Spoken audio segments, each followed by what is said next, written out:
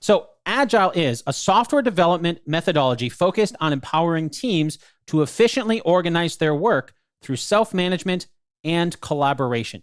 For our purposes today, there are some key things about Agile that are always helpful to keep in mind when we're working in Jira. First, the concept of Agile methodology was born in the software development world. So as you might expect, that's why Jira has a lot of tools for software developers.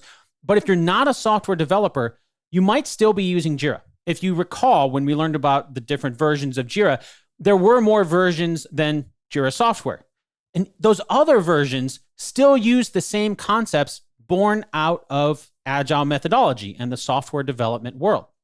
So with that in mind, it's probably no surprise that Jira is built for teams. It's not really a personal task management system, but Jira is designed to work best with teams. So there are a lot of great collaboration features that we'll be learning about throughout this course inside of Jira. Now, it might seem like quite a contrast to team-based project management and have self-management in the definition. But this is one of the key things about Agile that makes it so great for knowledge workers in any team environment, because it's a mixture of the best of both worlds. It's a framework for teams to collaborate while giving each person on the team the freedom to make the best decision for what work they need to get done. So that all sounds nice from a theoretical point of view, but practically, how does a team using Agile methodology make this happen? The backbone of how this all works is through an Agile board. Now, an Agile board is not unique to Jira. In fact, I've worked with teams in the past who prefer to use just a simple whiteboard with sticky notes for them to track the work. But physical whiteboards won't work for everyone, of course, especially if you have remote workers. And there is no right or wrong tool when it comes to Agile. It's more about what's right for your team. On an Agile board, we'll have different columns. In Agile, sometimes they're called lanes, but in Jira, they're called columns. So that's the terminology that I'll use in this course as well. Think of each column like the steps that you need to get a project done. In the simplest of projects, you'll have these three columns: to do, in progress, and done. Now, there are two different types of Agile boards that we'll come across in Jira, and they both look basically the same, but they function a little bit differently. They are Scrum and Kanban boards. These boards function according to the rules of the Agile method that your team is using. Typically, you'll be using either a Scrum or Kanban framework in your team, and then by extension, using that type of board in Jira. But Jira doesn't tell you what those terms mean. So this is just another example of how Jira just assumes that you already know. So let's start with an overview of a Scrum board. Now, as a quick side note, each of these frameworks could be entire courses by themselves. But remember, we're focusing on how they're used within Jira. And when it comes to Jira, there's really one key difference between how these frameworks work inside of Jira. And that difference has to do with something called a sprint, which begs the question, what's a sprint? So a sprint is a block of time that your team will use to decide how much work gets done. Right? So some teams might prefer a 1 week sprint. I've worked with some teams who choose to do a 1 month sprint. It's pretty rare to go more than 1 month. I'd recommend starting shorter, maybe a week or two, and then you can always decide to change that time period if your team feels it's not meeting enough or maybe meeting too much. And then once your team decides on how long they want their sprints to be, the basic concept of the Scrum framework is to figure out how much work you can do in that time period. You want to be realistic about the amount of work that can be done, but as a former colleague of mine used to say, run, don't walk to the finish line, to the end of the sprint. So you sprint to the end of the sprint, right? So let's go back to our Agile board to see how this happens. Let's say our team has decided on a 2 week sprint because in my experience, that's the most common sprint length. Back on our Agile board example, at the start of those 2 weeks, our team will have a sprint planning meeting. In the sprint planning meeting, everyone on the team decides what work needs to get done in the sprint. In our example, that means the next 2 weeks. So in the sprint meeting, if there are high priority items in the next 2 weeks, that's where it gets discussed. Then this is where the self-management comes into the workflow, because over the course of that sprint in those 2 weeks, each team member decides what to work on next. Everybody has already decided in the sprint planning meeting what needs to get done in that block of time. And of course, if there are specific high priority items, then you can discuss that in the sprint meeting.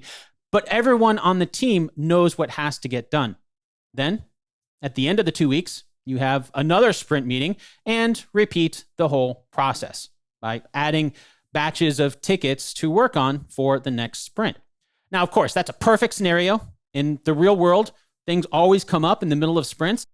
This is where the run, don't walk part of the sprint comes into play, because in the sprint planning meeting, everyone on the team has already agreed the sprint includes the maximum amount of work that they can get done in that time period. Remember, we're sprinting to the end of the sprint. So if something else comes up, you're basically going to do one of two things. By default, Jira wants you to follow the best practices in Agile, which means that new work gets added to the backlog. Basically, because all the work has already been agreed upon for the sprint, you don't spring new work on people mid-sprint. Instead, you add it to the backlog, so in the next sprint planning meeting, it can be considered. Now, if the work is high enough priority to add mid-sprint, then Jira is going to give you a notification that the scope is changing, and the best practice here is to remove the same amount of hours from the Agile board that you just added on. For example, if the work that you're adding is estimated to be a half day's worth of work, then you'll need to take a half day's worth of work off the current sprint. Usually that gets moved to the backlog so it can be considered in the next sprint. We can't make more time. And since we're sprinting and not walking, everyone's time is already estimated at maximum efficiency.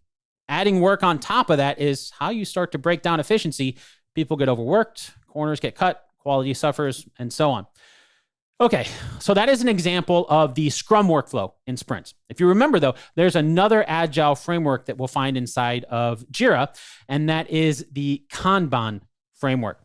Not every team works best with sprints, and that's where Kanban comes in, because Kanban does not have sprints. Instead, Kanban workflows use the Agile board in a continuous workflow. There aren't any sprints to break up the work. It just keeps going in perpetuity. So let's hop back to our Agile board. You'll notice the Agile board itself is the same. It's really just how we use it that's different. Now, inside of Jira, there are some different features that we'll look at later on. As soon as the work gets done, you'll notice new tickets are added directly into the to-do column. So they'll get worked on as soon as the in-progress work is done. Now, that's something universal in an Agile workflow, whether it's Scrum or Kanban. Once a ticket is started, you always want to get it completed as much as possible before working on something new. That way you don't end up with everything in progress, but nothing actually getting done.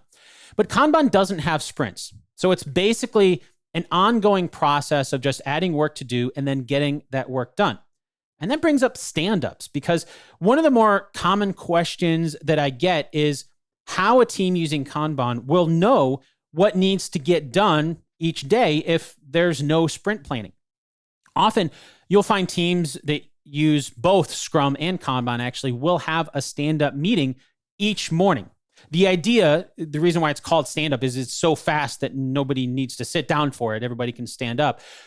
But in that meeting, everyone does a quick review of what they did the day before, what they plan on doing that day, and then if they have any roadblocks that need to be addressed. And in that stand-up is where if there are new priorities that come up, like a high priority item that comes up, that can be addressed then.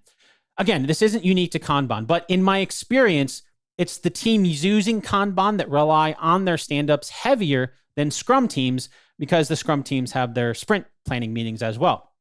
Okay, so to recap what we learned in this video, Agile Methodology has two primary frameworks that we'll see in Jira for how things get done. One is Scrum, which has a sprint where your team will sit down and figure out all the things that need to get done in a predetermined amount of time, the sprint. Then there's Kanban, where there aren't sprints, but your team works on tasks on an ongoing basis. If you're not a subscriber, click down below to subscribe so you get notified about similar videos we upload. To see the full course that this video came from, click over there. And click over there to see more videos from Simon Says It.